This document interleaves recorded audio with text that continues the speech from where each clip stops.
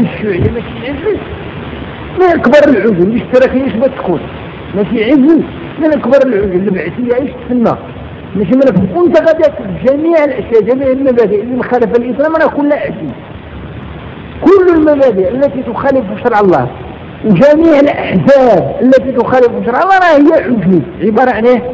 عن عجول. فهم السامريون، يعني واضح عندنا الآن السامري هو ايه؟ هو ماركس، هو رئيس السامري نتاع الشيوعية، والذين اشتقوا من هذا يعني اللي هو رابطه اللي هي الاشتراكية اللي هي بنت الشيوعية كذلك الذي وضعها هو عجل.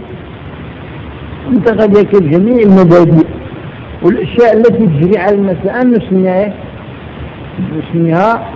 عجل.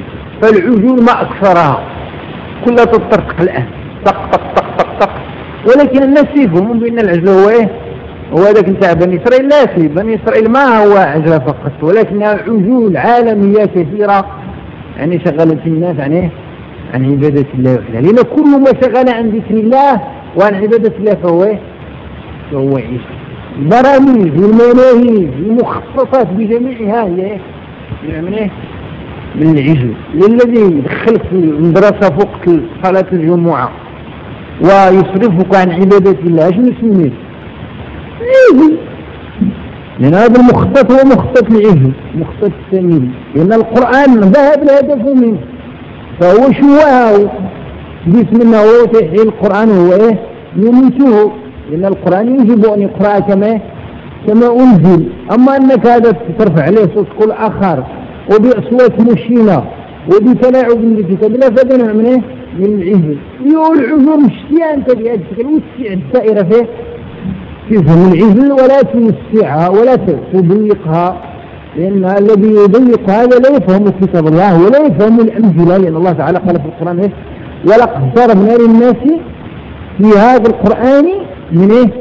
من كل مثل لعلهم ايه؟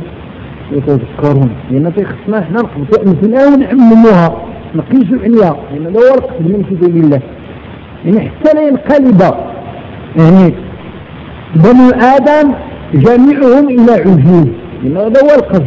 ولا تأخذ أمة محمد صلى الله عليه وسلم بمبدأ السامري فتقلب أمتها إلى عجول. وقد ابتلاها الله تبارك وتعالى بسامريين كثيرين وصنعت لهم هذه العجول الآن التي هم وراءها. وما أكثرها، هل نستطيع أن نحصي العجول الموجودة؟ لا نستطيع لكثرتها، يعني نعجز عن إحصائها وعن عجزها. فإن العجول كثيرة ويكاد الآن العالم يكون كله عجول إلا ما شاء الله، إلا من استثناهم الله، لأن كل من ليس من الطائفة المنصورة التي ذكر الرسول صلى الله عليه وسلم فهو من قسم العجول. كل من ليس من الطائفة المنصورة فهو مع العجول.